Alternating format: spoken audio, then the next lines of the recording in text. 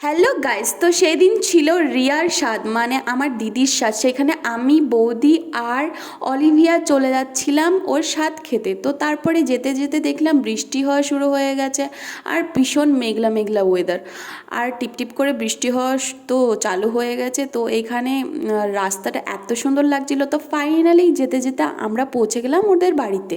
আর এসেই দেখলাম যে অ্যারেঞ্জমেন্ট তো সব কিছু কমপ্লিট, এখন ও খেতে বসবে, মানে ওর আশীর্বাদ সেশনটা হবে, তারপরে ও খেতে বসবে। এখানে অনেকগুলো আইটেম ছিল, সবগুলো তোমাদের বলতে পারছি না।